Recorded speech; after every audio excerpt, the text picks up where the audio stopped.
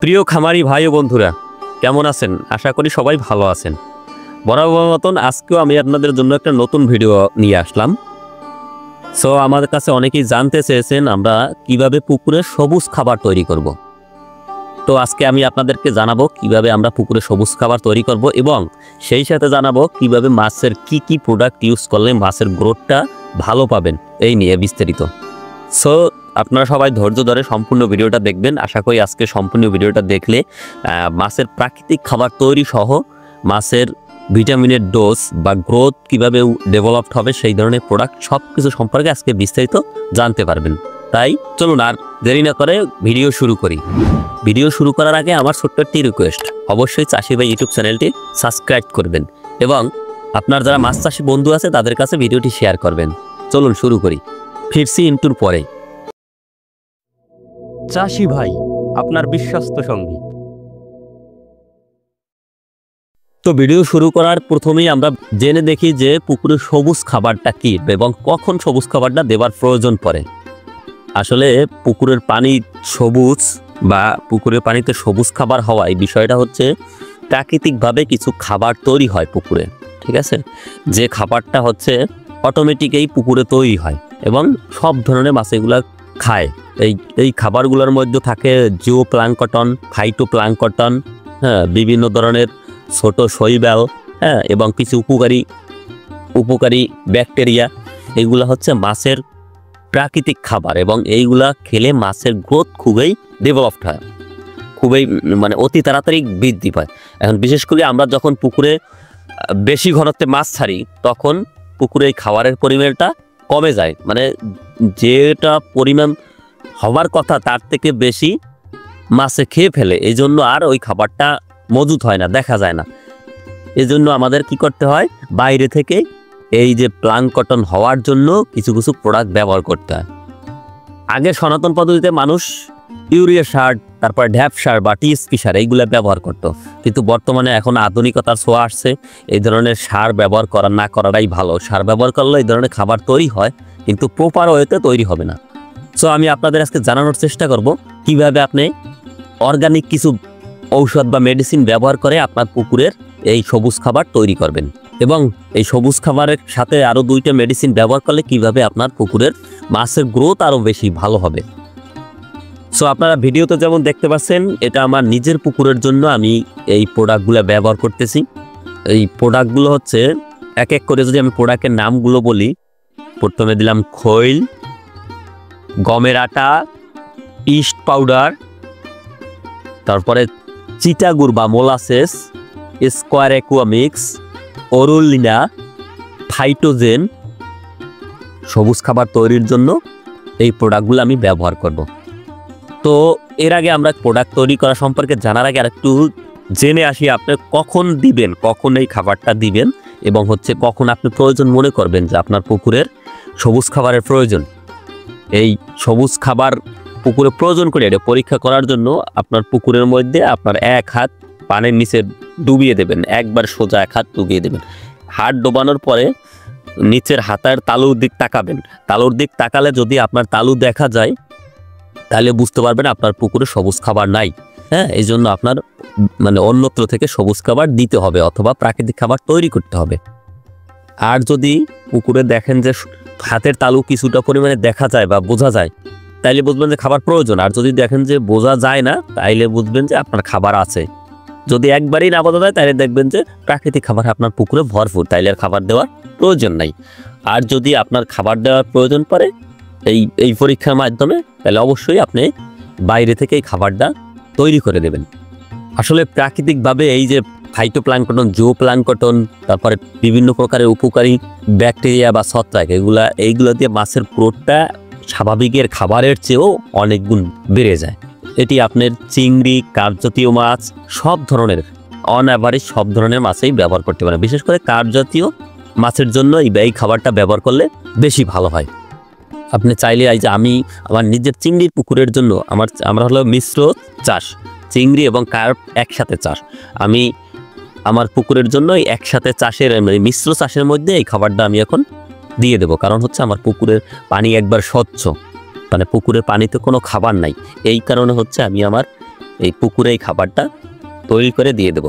So কথা না বাড়িয়ে চলুন এবারে আমরা দেখি যে কিভাবে এই খাবারটা তৈরি করতে হয়।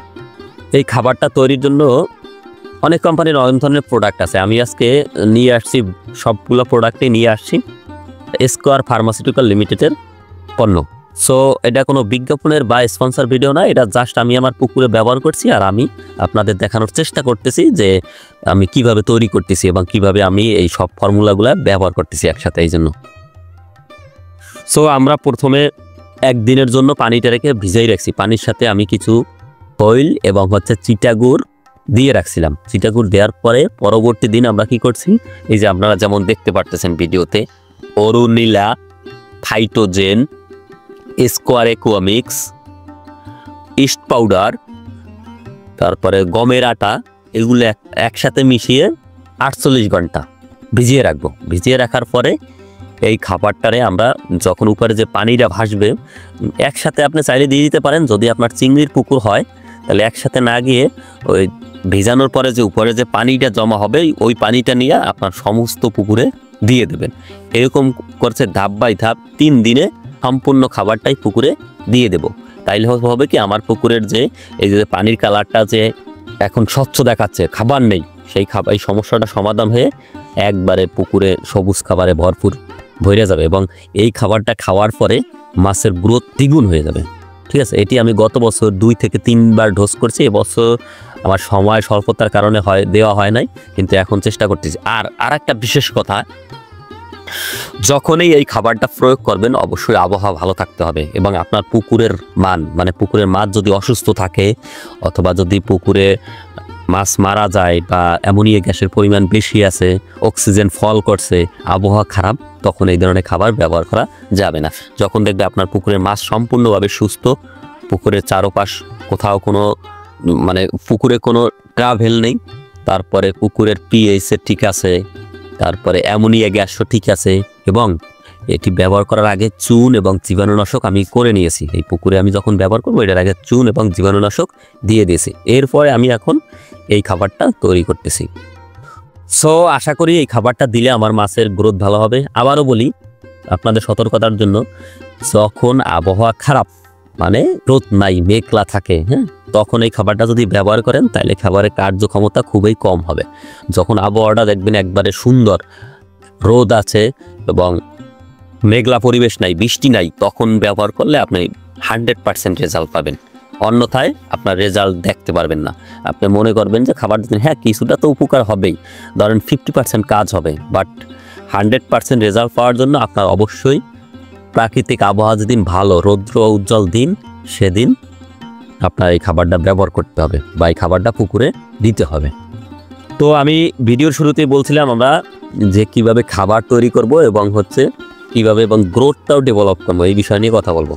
কারণ স্পেসিফিকভাবে যদি বলি, শুধু আপনি যদি সবুজ খাবার তৈরি করতে চান তাইলে ইস্ট পাউডার, খৈল, ভুসি বা আটা, চিটাগুড় এবং সাথে ফাইটোজেন, এগুলো ব্যবহার করলে পরে আপনার সবুজ খাবার তৈরি হয়ে যাবে।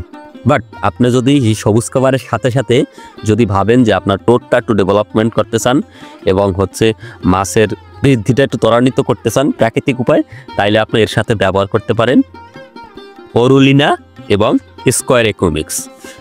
হ্যাঁ, এই অরুলিনার বিশেষ গুণ সম্পন্ন একটি প্রোডাক্ট, এটা নিয়ে আমি বিস্তারিত আর একটা ভিডিও তৈরি করব। অরুলিনার গ্রুপ হচ্ছে অর্গানিক স্প্রুলিনা, এটা হচ্ছে এক ধরনের সবুজ শৈবাল। ঠিক আছে, যাক, এটা আর আজকের কথা বাড়াইলাম না, এটা নিয়ে আমি অন্য একদিন আপনাদের সাথে একটা ভিডিও তৈরি করতে আপনাদের সাথে শেয়ার করব।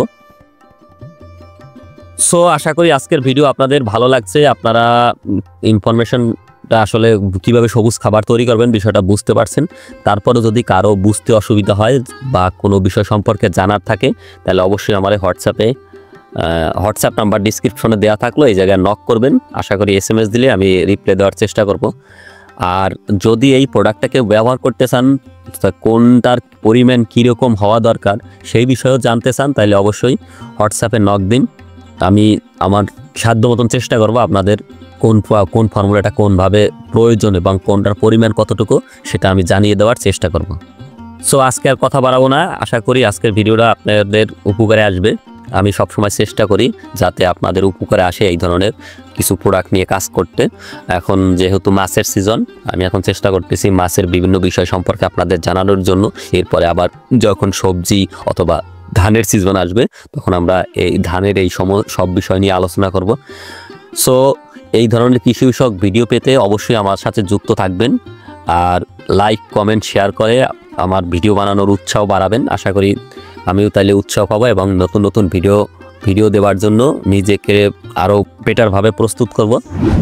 সো আজকে আর কথা বাড়াবো না, অবশ্যই আপনি চাষি বা ইউটিউব চ্যানেলটি সাবস্ক্রাইব করবেন এবং আপনার মাছ চাষি বা খামারি ভাই বন্ধুর কাছে ভিডিওটি শেয়ার করবেন। পরবর্তী দিন আবার অন্য কোনো বিষয় নিয়ে আপনাদের সামনে চলে আসব। সো ততক্ষণ পর্যন্ত ভালো থাকবেন, সুস্থ থাকবেন, এই প্রত্যাশায় আজ এখানে শেষ করছি। ধন্যবাদ।